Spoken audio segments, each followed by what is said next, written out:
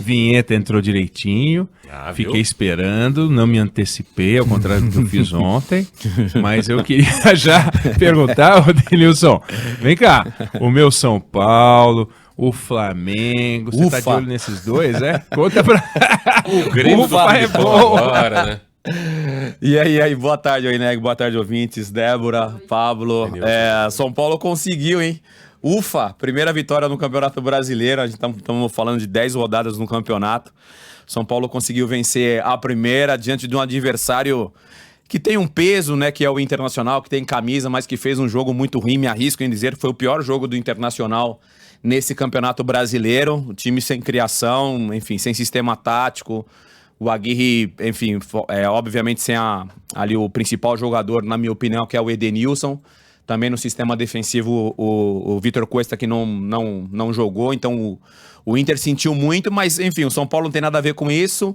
Surpreendeu, acho que para muitos São Paulinos, a escalação do São Paulo ontem, quando ele coloca o Wellington na lateral esquerda no lugar do Reinaldo, quando ele coloca o Igor Gomes, autor de um dos gols, se não o gol mais bonito ali da partida, nesse 2-0, no lugar do Benítez. Então, às vezes, o torcedor fica, caramba, Reinaldo, um jogador que ataca bastante, não tá no banco. O Benítez, que é nosso grande articulador, tá no banco de reserva. Mas, enfim, quem tá ali no dia a dia, quem conhece os jogadores, tá vendo ali o estado anímico dos jogadores, físico, técnico, é o treinador, é a comissão técnica em geral, e ele optou pela aquele time, um time mais leve no meio de campo, e com um lateral também mais jovem, fisicamente ele aguentou bem a partida, e o São Paulo ganhou, e ganhou com propriedade.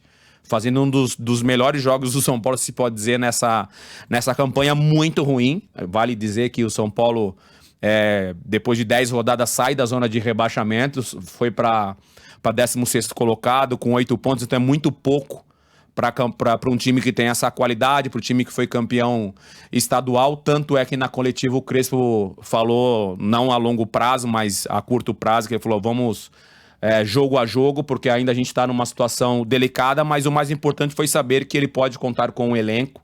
Ontem o São Paulo fez um jogo realmente muito vistoso, e o destaque individual, Igor Gomes, naquele gol lá, Bebeto. O Oineg já viu muito o Bebeto fazer gol de voleio. Aquele golaço do Oineg. Você é São Paulino, né, Oineg? São Paulino. Eu sofrido. É aquela coisa, né? Houve um tempo em que ser São Paulino era fácil, né? Aí de um tempo pra cá, ser São Paulino ficou difícil, mas eu sou São Paulino. Sim. E no Rio, Oineg? No Rio, torce pra alguém ou não? Só São Paulino? Não. Eu torço pra quem você mandar. Eu sou disciplinado. Você fala, ó, passa a torcer pra time A ou B, eu passo a torcer agora. Porque lá eu falei do Rio de Janeiro, porque o Flamengo... Que é o time do Pablo. Vamos falar de coisa boa, rapaz. Vamos falar de coisa boa, Denilson. E Flamengo, hein? Só pra fazer uma retrospectiva, Pablo, do Flamengo. Quando o Flamengo, enfim, naquele auge do Flamengo com Jesus, o Flamengo não acho que não vai voltar a fazer aquilo que fez em 2019. Eu acho bem difícil aquilo acontecer.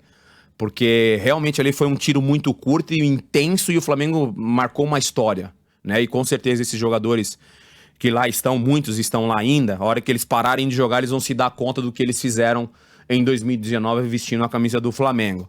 Aí veio o treinador espanhol, que não conseguiu dar o Domenech, que não conseguiu dar o mesmo ritmo que o Jesus. Aí assume o Rogério Ceni. Assumindo o Rogério Ceni, o Rogério Ceni nunca foi unanimidade. Você pode até me corrigir se eu estiver errado. Não. O torcedor flamenguista sempre teve um pé atrás com o Rogério Ceni. Isso mesmo vencendo.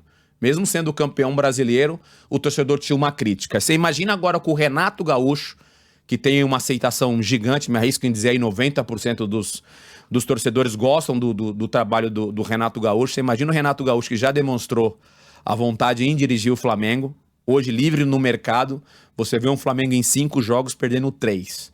Só para citar o detalhe desses 3 jogos, você perde um clássico, que é um Fla-Flu, jogando aqui em São Paulo, na Neoquímica, a gente comentou isso ontem, jogando um bom futebol, criando, enfim, várias oportunidades contra o Fluminense, perdeu um jogo muito atípico, muito diferente contra o Juventude lá, um campo encharcado, e aí quem tem essa característica de construção de jogo sofre bastante, tanto é que foi num erro ali de saída de bola, a bola parou ali na poça d'água, e aí o Peixoto, atacante do Juventude, pega um chute muito bem de fora da área e faz o gol. Então foi um jogo bem atípico, que agora perdeu mais uma vez pro Atlético Mineiro.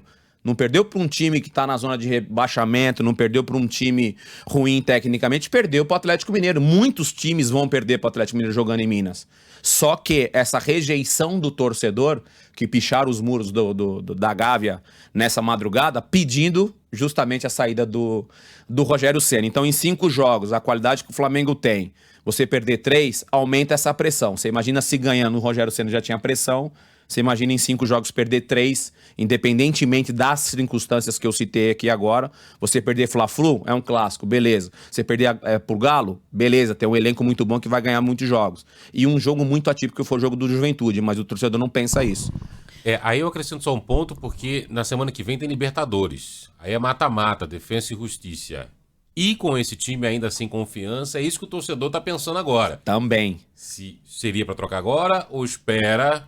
Não, e qual é o peso? Não, e qual é o peso disso, né, Denilson? Que outro dia ontem você falava até da questão do Felipão, né? E do que não era bem-vindo, o que a equipe pensa, os jogadores, enfim, quem tá lá nos bastidores pensa tem um peso muito grande, né? Consegue alterar o que tá lá ou não. Tem a questão da torcida, mas no caso do Rogério Ceni, dá pra falar que tá por um fio? Qual que é o peso dos torcedores e da equipe também, né? Como é que enxerga isso? O torcedor, só pra... enfim, eu acho, não, tenho certeza. Torcedor corintiano e torcedor flamenguista, eles têm um peso gigante na decisão de um diretor, de um presidente. É uma massa, então assim, por mais que hoje a gente não tenha ali o público dentro de campo, isso até ajuda em alguns momentos. O momento do Corinthians ajuda bastante você não ter o torcedor, porque o torcedor com 20 minutos vai estar vaiando o time pela forma que o time vem jogando. Com o Flamengo seria da mesma forma. Volto a falar sendo redundante, são 3 derrotas em 5 jogos. Então, se tem um torcedor no estádio, se tem um torcedor em campo, a cobrança ainda ser maior ainda para o Rogério Ceni. Rogério Ceni nunca foi 100%, o torcedor nunca gostou do trabalho do Rogério Ceni, e o que eu não concordo, porque eu acho que o Rogério Ceni tem um trabalho equilibrado, um trabalho bom.